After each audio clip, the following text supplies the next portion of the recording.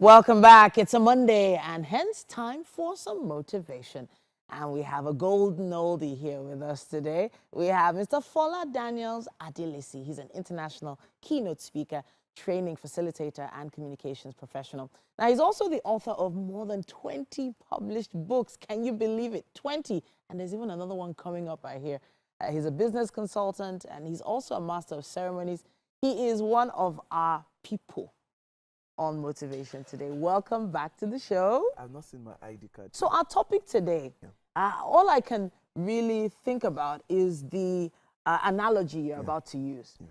And I've often thought about the bamboo tree itself and how it grows. But I know you're going to take it away from there. Yeah, fantastic. So we're talking about grow like a tree. Yeah. And the reason we're talking about growing like a tree is that when you look at trees generally, they first of all grow downwards before they begin to grow upwards. Okay. Most people today want to have an upward or external growth without a downward or internal growth. And when you check the tree, everything that the tree has comes from what is in the downward growth. The first thing that grows in a tree is the root of the tree. Sure. In the root, you have the stem, and from the root, everything the tree needs would go up into the branches or whatever part of the tree. The root of the tree takes food from the ground, takes water from the ground, takes strength from the ground, and then it will send it up to any part of the other tree, which is why if you cut down a tree, just like the Bible also tells us, at the scent of water, the tree will spring up again. Why is it that at the scent of water, the tree will spring up again? It's because you didn't cut off the roots. Okay. So long as the root is in the ground, any tree that you cut down will come back up again. So what does that tell us in real life? If you have external growth alone, anything happening around you can shake you down. If you have external growth alone, all the circumstances, all the challenges, take for example, there's increase in everything that you can think about in Nigeria, not just Nigeria, it's all over the world. If all of that is affecting you, then it means that all you have is just external growth. But when you have, it's shallow. It's shallow, exactly. Okay. But when you have internal growth, it means that you are deeply rooted in the ground, firmly rooted in the ground, like a tree. Now that brings me to the bamboo tree that you started with. Yes. There's a species of bamboo tree that doesn't grow so tall for maybe like the first 5-6 years. Okay. It keeps growing roots downwards in those years or in those months. 5-6 years, that's a long time. Yeah. There's another that does maybe just a few months, but it will keep growing roots downwards. But you see, by the time it starts growing up, you can't stop it. It's like a tornado. It just shoots out. And it's so fast. So no matter the storm, when the storm comes, it only bends, it doesn't break. True. So because it grows roots downwards, it can live up to 50 to 70 years according to research.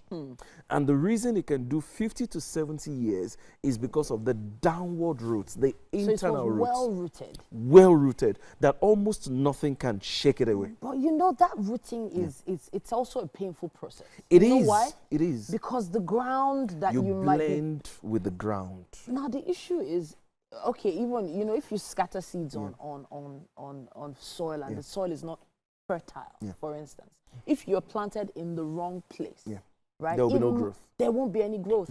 Growth downwards, growth upwards, nothing, because it's just not a favorable environment. True. So this is where I would love to talk about the fact that, okay, it's January, and some people have decided to do something fresh, start afresh, you know, spread new seeds and grow new roots into something good. So what is your advice for those who are a little worried about the environment not being as fertile as they would like? So that's the beautiful thing about trees. If you look at trees very well, trees don't just grow anywhere.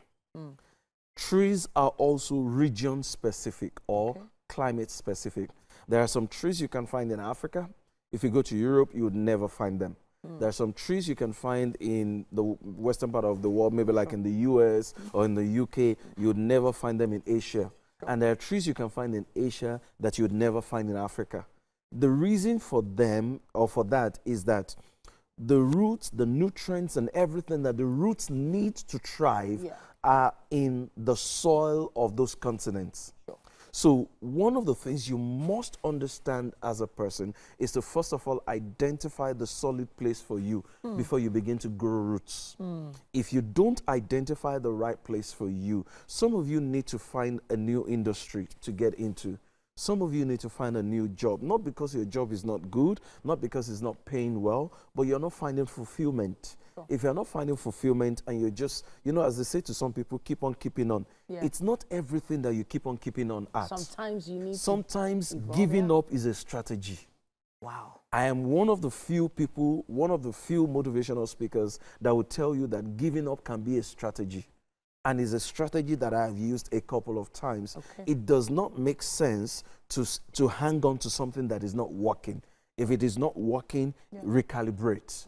And recalibration may mean let go of certain things. Take, for example, even the tree that we're talking about. You know, there's a season of the year that trees will shed all their leaves. And when they shed all their leaves, they come back fresh. If they don't shed those leaves, they would not grow. Dead leaves. So it's important to recalibrate. Anything that is not working, let it go. The job is not working, think of something else. Find a way to reinvent yourself. It may not be that particular, it could also still be that particular office, but in another industry. And I'll give you a quick example. Department, maybe. Yes, for example, somebody can be working in a bank, starts out as part of the operations department. And maybe you think this is not working for me. You've learned something new. You've taken some trainings. From operations, you can move to HR or learning and development. Some people have moved to corporate communications, or some people have moved to marketing. And the moment you start climbing the ladder, you are expected to be grounded. And to be grounded, you'll be moved around. So in moving around, you may now find what is your specialty. So it's important to try out something new. Don't stay in a particular place in that regard. Okay. Now, I want to come back to something you talked about. You know, you talked about the fact that some trees can grow on some continents and can't grow in other places. I also wanted to talk a bit about expectations of who we are as a nation. You know, a lot of people compare us to the Western world and compare us to countries like the Netherlands. You know, these are places that are well-rooted, that have had a longer time to grow. And we, I don't want to say we are shallow-rooted, but we've not really dug deep enough to expect that exponential growth that, you know, the whole world is looking out for. And it goes to a conversation I started with Mike earlier on, expectations of people. I feel like people have very strong expectations also of themselves. And I think a lot of us put a lot of pressure on themselves. Maybe we need to adjust where we're putting the pressure, or what do you think? You're very correct. And let me say this, it's unfair to say that we are not deeply rooted within the context of comparison with other nations, because no country in the real sense of creation was created after the other country. All countries were created at the same time. The only thing is that we evolved at different phases. And one of the, for example, in the corporate world, one of the courses that I facilitate in training is called Intra-Africa Trade. And it's a course that looks at how Africa used to trade within themselves and how we should be trading after colonialism. So there was pre-colonialism, there's post-colonialism. And the major issue that we found out is that before colonialism, we're buying things from ourselves, one African country to the other African country. No issues. And we spent more time dealing with ourselves. But immediately after colonialism, we started dealing with the Western world. It's now easier for African countries to deal with the Western world than it is to deal with other African countries. Now, what point am I trying to make there? Coming back to the issue of expectations. What we need to do is to adopt the Blue Ocean strategy. The Blue Ocean strategy tells you that when an area is densely populated, it may be too saturated for your strategy. Some people, the only thing that will work for some people is to exit places like Lagos. You know what?